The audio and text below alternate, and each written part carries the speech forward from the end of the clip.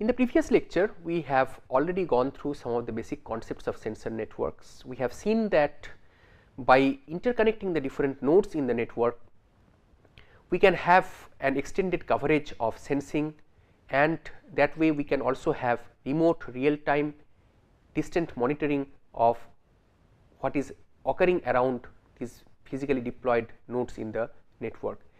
We have also seen that there are different types of sensor networks: stationary sensor networks, mobile sensor networks, and mobile sensor networks again can be of different types. One is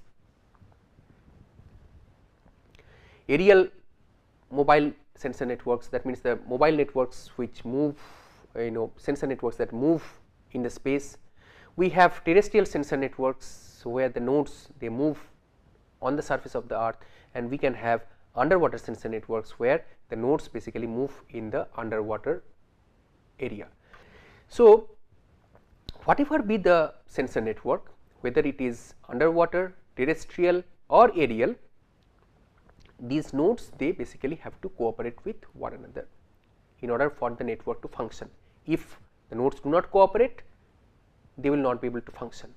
So, how to promote cooperation?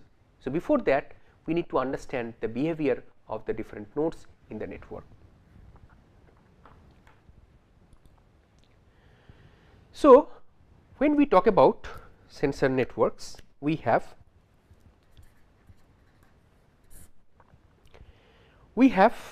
nodes that would be behaving as they are supposed to behave. We can have nodes that would be misbehaving. So, we can have normal nodes, we can have misbehaving nodes. So, normal nodes we do not need to worry about, they as per the requirement they function the way they are supposed to function. Misbehaving nodes, this misbehavior can be of two types. One is that they misbehave unintentionally, and the other one is where they misbehave intentionally. Intentionally they misbehave, and unintentionally means they don't want to misbehave as such, but unintentionally they end up misbehaving. So, in the intentional category we have two types. One is the malicious node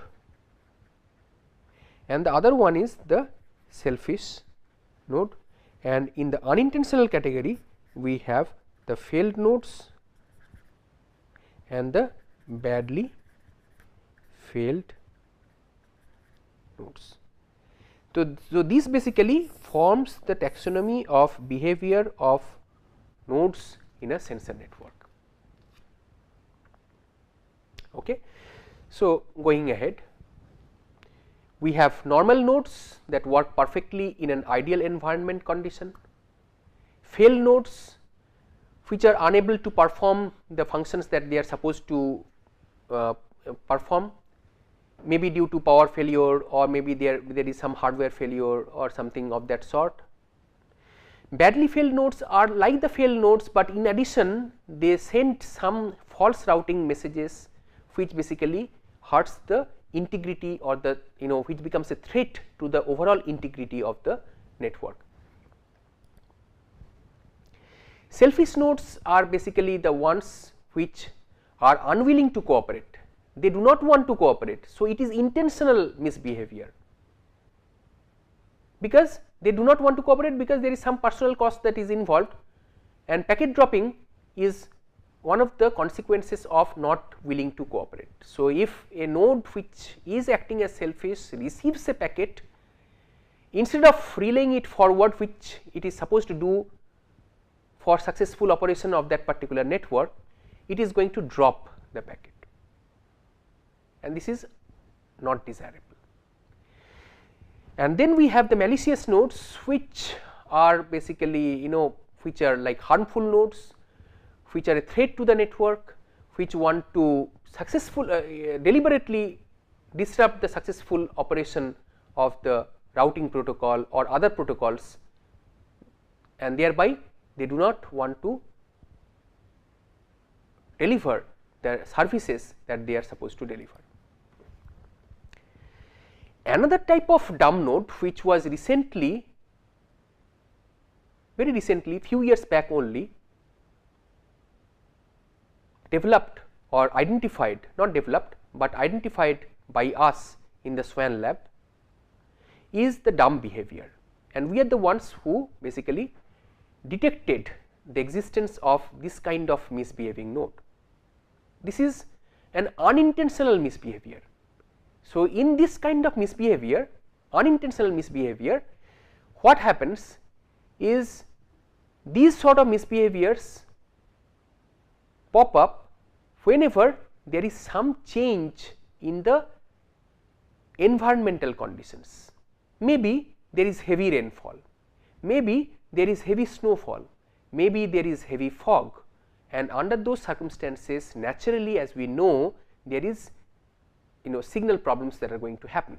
So, a node is going to sense, a sensor node is going to sense, but then it is not able to send it forward, it is not able to communicate because of all these weather conditions or environmental conditions. So, that is the reason why the transceiver unit is not able to communicate at all, or even if the signal strength goes down drastically. So, what happens is that there is no node in its vicinity. So, because there is no node in its vicinity, essentially it is, the effect is that it is not able to communicate, it is not able to relay, it is not able to send the sensed information to another node, because there is no such node. The range has shrunk, the range has decreased due to all these weather conditions, and we have coined the term dumb because these nodes basically behave like sort of some sort of behavior of dumb persons who can hear but who cannot speak out, a disability of these kind of differently abled persons, because of which they are not able to, they can listen, they can see everything, but they are not able to speak out.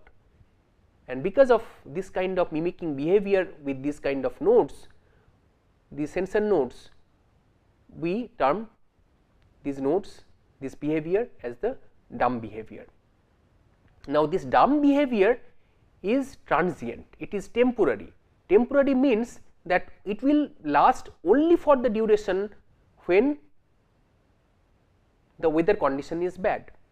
Now, when the weather condition improves subsequently, again the regular communication goes on. So, this sort of behavior, unlike the other types of misbehavior, are only temporary in nature, and that is why this is known as a dumb behavior.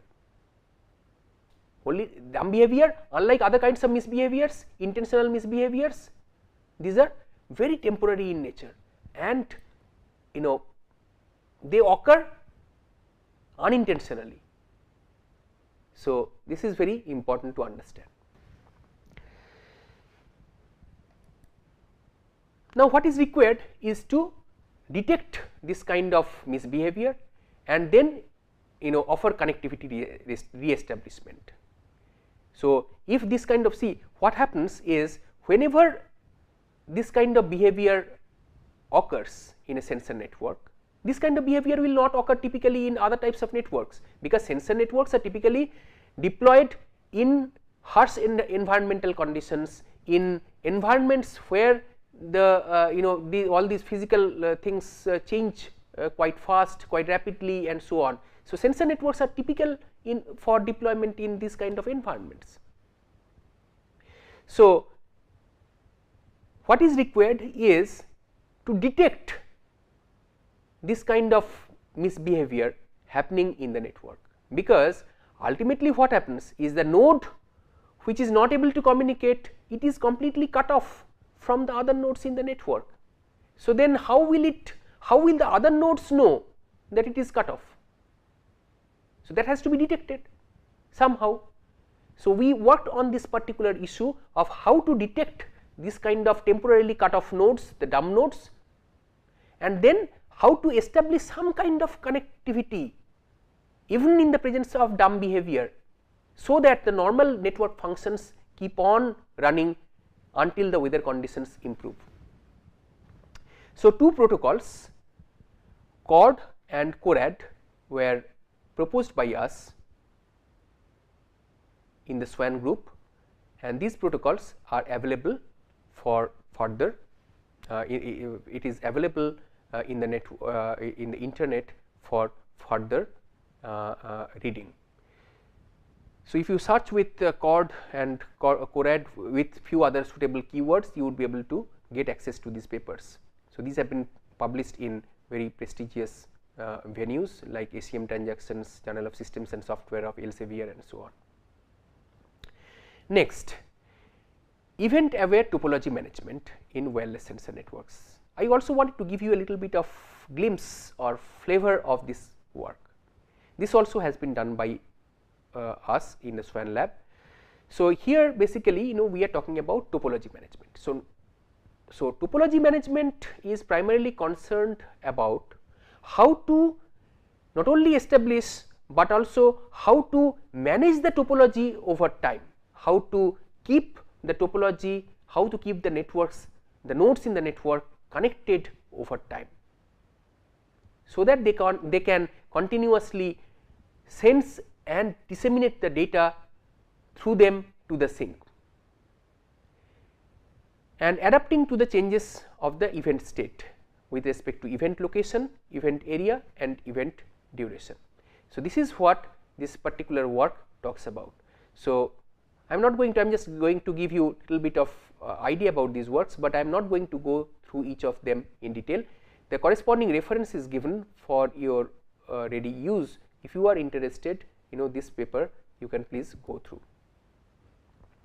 Another paper also done along with my student Shankar Narayan Das is this information theoretic self management of wireless sensor network. This is a fine work, because in sensor networks, one of the problems is periodically the nodes, they sense what is going on, but typically it is found that with respect to time, it might so happen that the information content of these different sensed packets, they do not change much.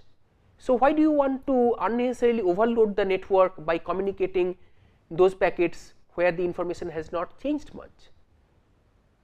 So, what is required is at the source detect how much the currently sensed packet and the previously sensed one are correlated, and then through this measure, where we are using advanced information theoretic concepts, we are identifying how much is the correlation between these sensed packets, and then deciding upon which packet to send forward. If they are sufficiently uncorrelated, you send the sensed packet, otherwise you drop it, you do not do anything further, or queue it for sending it later, or do something else.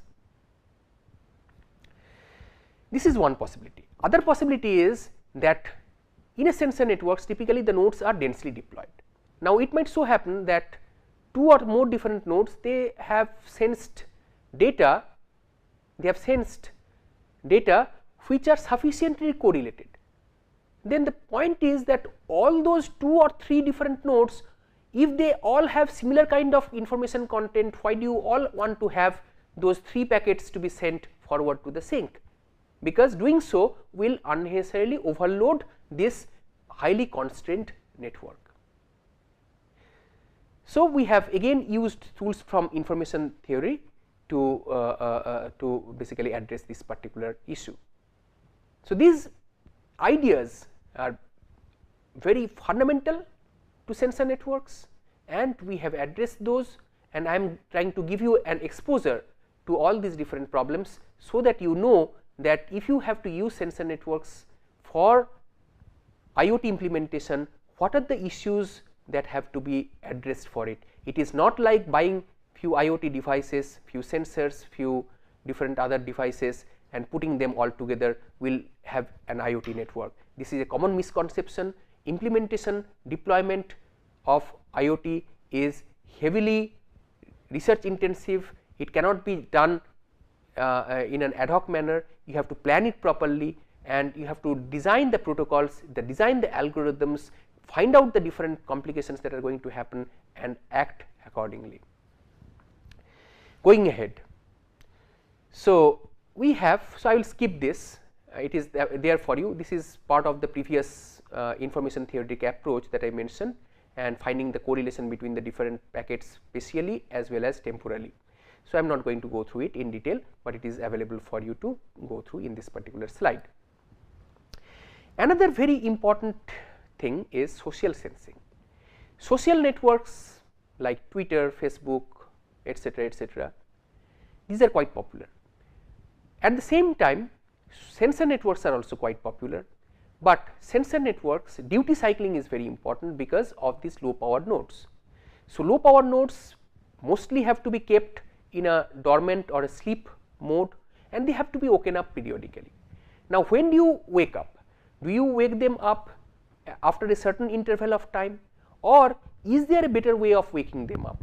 So, we basically studied this issue and we have seen that if the social sensor networks are hooked up to the sensor networks, social networks over the internet, then we can exploit the information flow in these social networks to identify whether the sensing interval can be increased or decreased. Maybe that based on some tracking of the Twitter data, there is a threat to the national security. So, the sensor networks that are deployed in the coast, in the water for naval defense or for aerial defense, etc., their duty cycle can be increased accordingly. So, can be put in more alert, but for rare events you do not need to improve the increase the duty cycle so often. You can keep them in a low duty cycle environment.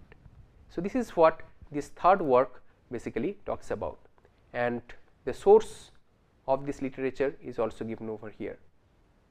So, you can, if you are interested, you may go through this particular paper to understand how social networks and sensor networks can be integrated together in order to improve the performance of the sensor networks. There are different challenges with social sensing: distinguishing rare events and regular events, adapting to the duty cycle with the event occurrence probability, and what we have done is probabilistically we determine how the duty cycle is going to be managed. So, we accumulate information from the social media to identify the occurrence possibility of rare events and adjust the duty cycles of sensor nodes using some learning, machine learning approach. Again, so in this particular figure we see that, let us say that this is a military sensor network, how this duty cycle is going to be changed over time of this based on the data that is received from the web, from social media. Sensor networks can be used for a diverse range of applications, for agriculture, space applications, mining and healthcare and so on and so forth. Here is an application of sensor network for mines. In our country, coal mining is very important, and one of the ways of coal mining is basically the board and pillar coal mining, BORD, board and pillar coal mining. So, in the board and pillar coal mining, what happens is there are some columns, these pillars that are basically, that is the way the structure of mining is done, coal mining is done. Now, in board and pillar coal mining, so what we are saying is we will be putting different sensors so as to ensure that whenever there is a possibility of fire taking place, it will get automatically detected and it will alert the respective persons, and if indeed fire takes place, then to through the actuators to release water valves in pipes and so on and so forth. So, this particular paper, whose source is given over here, basically talks about how to do it. So, these are the different columns, the pillars, and these are the board and the gallery. These are the different boards and the gallery, and this is how the sensors are going to be placed, the temperature sensor, the gas sensors and so on, these are all going to be placed, and where the actuators are going to be placed. So, these are all shown over here in this particular. Now, the other work is healthcare, the other application domain is healthcare. In healthcare, what happens is the humans are fitted with different physiological monitoring sensors that will monitor physiological conditions with respect to body temperature, blood pressure, oxygen saturation in the blood, cardiac functioning and so on and so forth. So, when these sensors are all put together on the human body, they can all sense about that physiological functioning of that particular patient and send that sense data to a local unit on the human body, typically a mobile phone kind of device, which is technically known as the LPU, the local processing unit. So, this becomes the LPU, the coordinator. So, all these sensors, they will be sending the sensed information to this particular coordinator, and this unit becomes something known as the W-band or wireless body area network, and from here the data is sent to the through the internet to the server for doctors to understand remotely the condition of the patient. A very important and an attractive concept is the concept of cloud assisted sensor network. Specifically, in this particular paper, we have talked about social choice considerations in cloud assisted wireless body area network architecture for post disaster healthcare. So, concept of social choice theory of economics has been used in order to impart fairness to the different nodes in the network in a cloud assisted W-band scenario. W-band is a sensor network, a physiological monitoring sensor network, and all this data in a W-band cloud is going to go to the cloud end. The physiological data are going to go to the cloud end. Now, the question is that how do we ensure fairness among the different nodes in the network? For that, we have used the social choice theory for improving it. A very important work that was done again in the Swan lab is the work that is cited over here, prioritized payload tuning mechanism for wireless body area based healthcare system. This was published in IEEE Globecom in 2014. So, here basically we are using fuzzy logic in order to improve the tuning of payload in a W-band. Okay. So, conditions, in addition to healthcare conditions, there exist different other external parameters such as age, height, weight, gender of the patient and so on. So, all these also have to be taken into consideration. So, those are those can be those can be modeled better with the help of fuzzy logic, fuzzy theory, fuzzy set theory rather than using crisp set theory. And so, what we have done is using the fuzzy based concepts, we have taken all these things into consideration and have tried to improve the payload tuning of that particular network.